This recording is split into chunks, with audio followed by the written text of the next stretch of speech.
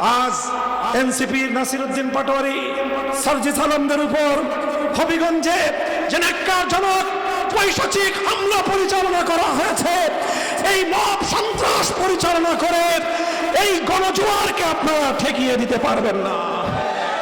জনগণের জন্য কাজ করেন, জুলাইয়ের সনদ বাস্তবায়ন করেন, গণভোটের রায় কার্যকর করেন। তা না করে যদি জুলাই বিপ্লবীদের উপর আক্রমণ করার চেষ্টা করেন, আমরা সম্মিলিত গণপ্রতিরোধ করে তুলতে বাধ্য হব ইনশাআল্লাহ। হতে পারে যেন রাষ্ট্রের মধ্যে সরকারি সকল নিয়োগ এটা যেন দলীয় পরিচয় না হয়ে মেধার ভিত্তিতে হয়, যোগ্যতার ভিত্তিতে যেন দলের দেশের চাকরির ব্যবস্থা হয়। এইরকম ব্যবস্থার জন্য একটা জুলাই সনদ করা হলো। সবাই মিলে সেই জুলাই সনদে ঐক্যবদ্ধ হলাম। 33টা রাজনৈতিক দল, বিএনপিও ছিল সেখানে, আমরা সবাই ছিলাম। সবাই মিলে কথা হলো কিভাবে এই জুলাই সনদ বাস্তবায়িত হবে। তখন সবাই মিলে একমত হলো যে একটা গণভোট হোক। গণভোট হোক, যদি গণভোটে দেশের জনগণ জুলাই সনদের পক্ষে ভোট দেয় তাহলে জুলাই সনদ বাস্তবায়িত হবে। কারণ জনগণ হলো দেশের মালিক, তারা যেটা চাবে সেটাই হবে। গণভোট হলো। প্রথমে বিএনপি কিছুদিন লুকোচুরি করলো, তলে তলে গণভোটে না এর পক্ষে থাকলো।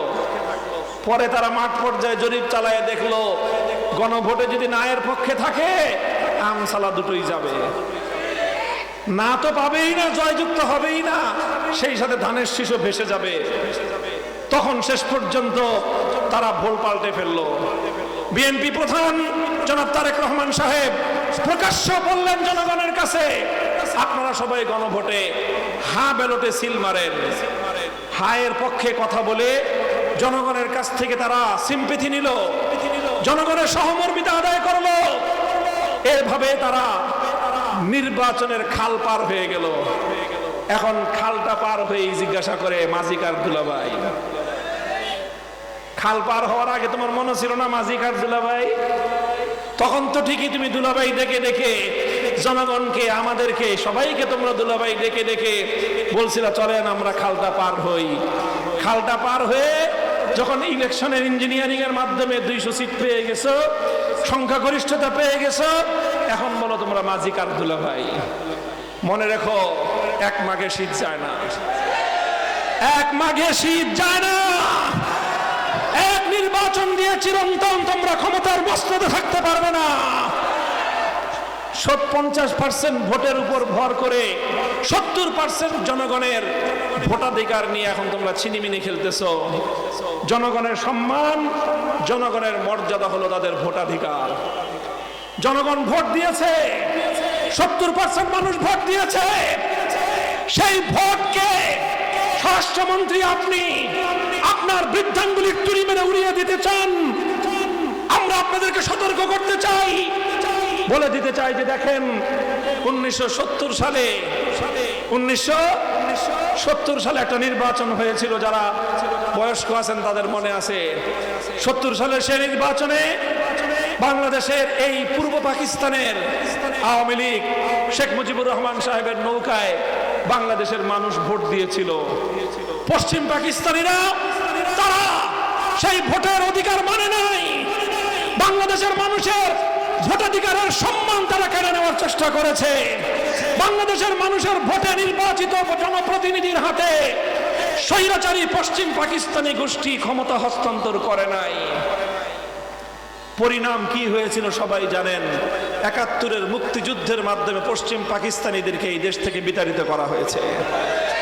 ক্ষমতার মসনদে আসলো এরপরে শেখ হাসিনা 2006 সালে 9 সালে ক্ষমতায় এসে 2014 সালে রাতের ভোটের বিনা ভোটের সরকার, 2018 সালে রাতের ভোটের সরকার, 2024 সালে আমি আর ডামি মার্কা সরকার। এইভাবে জনগণের ভোট নাই। জনগণকে বলে এখন থেকে উন্নয়নের গণতন্ত্র, তোমাদেরকে পদ্মা সেতু বানায় দিছি, দক্ষিণবঙ্গের মানুষ তোমাদের আর গণতন্ত্রের দরকার নাই। মেট্রো রেল চালাইয়া দিছি, ঢাকার মানুষ তোমাদের আর গণতন্ত্রের দরকার নাই। এত গণতন্ত্র দিয়ে কি করবা, আমি যা বলবো সেটাই। এইভাবে যখন শেখ হাসিনা দেশকে পরিচালনা করতে চেয়েছেন, দেশের মানুষের ভোটাধিকার আপনি ছিনিমিনি খেলেছেন। ইতিহাস সাক্ষী, শেখ হাসিনার মতো দৌর্দণ্ড প্রতাপশালী লেডি ফেরাউন বাংলার ক্ষমতার মসনদে থাকতে পারে নাই। শুধু ক্ষমতার মসনদ নয়, বাংলাদেশের সীমান্তে 1 ইঞ্চি মাটিতে শেখ হাসিনার জায়গা হয় নাই। নারায়ে তাকবীর, নারায়ে তাকবীর। বাংলাদেশ খেলাফত মজলিস, আমরা বিএনপিকে বলতে চাই, আমরা আপনার ওই রকম পরিণাম দেখতে চাই না। কিন্তু আপনিও যদি পশ্চিম পাকিস্তানিদের মতো জনগণের ভোটাধিকার নিয়ে ছিনিমিনি খেলেন, আপনিও যদি শেখ হাসিনার মতো জনতার ভোটাধিকার কেড়ে নেওয়ার চেষ্টা করেন, আপনার পরিণামও শেখ হাসিনার চেয়ে ভিন্ন কিছু হবে না। প্রিয় এলাকাবাসী, আমি আপনাদের মোল্লাহাট, চিতলমারি এবং ফকিরহাট, আপনাদের এই এলাকার মানুষের সাথে দীর্ঘ আত্মার বন্ধনে, রক্তের বন্ধনে আমরা সম্পৃক্ত। বিগত ত্রয়োদশ জাতীয় সংসদ নির্বাচনে আমি আপনাদের এলাকার পক্ষ থেকে রিকশা মার্কার প্রতীক নিয়ে নির্বাচন করতে চেয়েছিলাম এবং নির্বাচনের আগে আমি আপনাদের এই মাঠে এসে আপনাদের সাথে মিলিত হয়েছিলাম, সমাবেশ করেছিলাম। বিপুল পরিমাণ মানুষ আপনারা আমাদেরকে সমর্থন এবং উৎসাহ জুগিয়েছিলেন। আমি সেজন্য আপনাদের প্রতি কৃতজ্ঞতা জ্ঞাপন করছি। তবে রাষ্ট্রের বৃহত্তর স্বার্থে, ইসলামের বৃহত্তর স্বার্থে, আমরা দেশের বৃহত্তর স্বার্থে, জনগণের স্বার্থে, জুলাই বিপ্লব কার্যকরার স্বার্থে ঐক্যবদ্ধ হয়ে 11 দলীয় নির্বাচনী অ্যালায়েন্স গঠন করে আমরা নির্বাচন করেছি। সেই হিসাবে এই আসন থেকে আমাদের ভ্রাতৃপ্রতিম সংগঠন বাংলাদেশ জামায়াতে ইসলামীর বাগেরহাট জেলার সম্মানিত সভাপতি নির্বাচন করেছেন। আপনারা ঐক্যবদ্ধভাবে বিপুল ভোট দিয়ে তাকে জয়যুক্ত করে তাকে আপনাদের পক্ষ থেকে প্রতিনিধিত্ব করার জন্য জাতীয় সংসদে প্রেরণ করেছেন। এজন্য আমি আমার পক্ষ থেকে, আমাদের দল বাংলাদেশ খেলাফত মজলিসের পক্ষ থেকে আপনাদেরকে আন্তরিক অভিনন্দন এবং শুভেচ্ছা জ্ঞাপন করি, কৃতজ্ঞতা জানাই। সেই সাথে আমি কথা বলতে চাই, ইনশাআল্লাহ আগামী দিনে বাংলাদেশের প্রতিটি ক্রান্তিকালে আমরা দেশ এবং জনগণের পক্ষে এভাবেই ভূমিকা পালন করে যাব ইনশাআল্লাহ। আপনারা প্রস্তুত থাকবেন। আপনাদের এই উপজেলার প্রতিটি ইউনিয়নে, প্রতিটি ওয়ার্ডে ওয়ার্ডে বাংলাদেশ খেলাফত মজলিসের দুর্গ গড়ে তুলতে হবে ইনশাআল্লাহ। ঐতিহাসিকভাবে এই মাটি, এদেশ ইসলাম এবং আলেম সমাজের দুর্ভেদ্য ঘাঁটিতে পরিণত হয়েছে।